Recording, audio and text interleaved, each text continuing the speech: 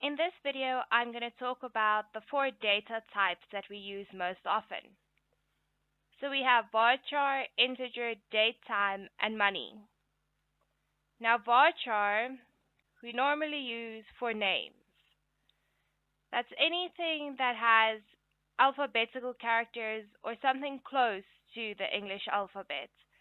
It won't pick up things like Greek or any weird characters that's not close to the English alphabet. For that, there's a different varchar that you can use, but I'll show that in a different video.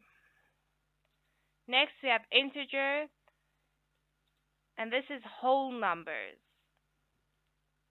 It won't pick up any decimal points, it'll just forget about it. And datetime gives you the dates, and time, and money gives you 4 decimal points. So I'm going to declare a temporary variable to show you how this works. Let's look at varchar first. When you use varchar, you have to tell it how many characters you want to allow.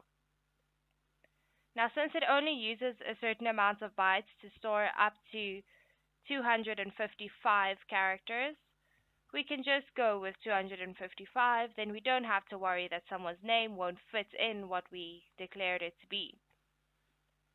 So let's give this person a name Jane. Now if I go select it, it will return Jane. But if I had said that I only want to allow 2 characters, it would have only returned 2 characters. Now let's look at integer. An integer is a whole number. So I can say 5, and it'll return 5. But as soon as I give it a decimal, it completely forgets about the decimal. It won't round up, it will simply ignore it completely. Integer can go pretty far up, so we don't normally go to a higher one, but if you work for a multi-million-dollar company, you might need to get a big int because it won't be able to take that many numbers. But again, I'll make a video with all the other data types as well. Datetime, you can insert a date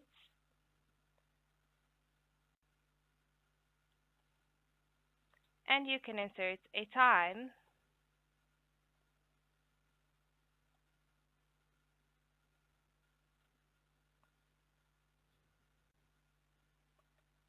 and it will return it to you in that format.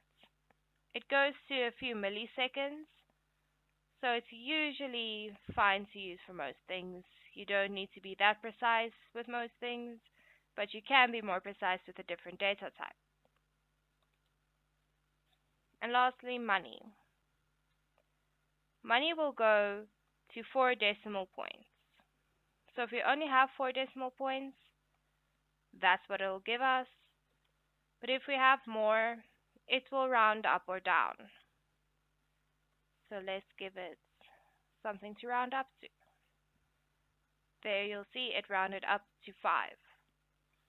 And that's the basics on the 4 data types that we use most. I will be releasing a video with different data types, but for now this should do. And you can look for the link down below for some exercises. Our sponsors, Help, MyDatabaseIsSlow.com, specializes in making slow databases run faster. Contact them.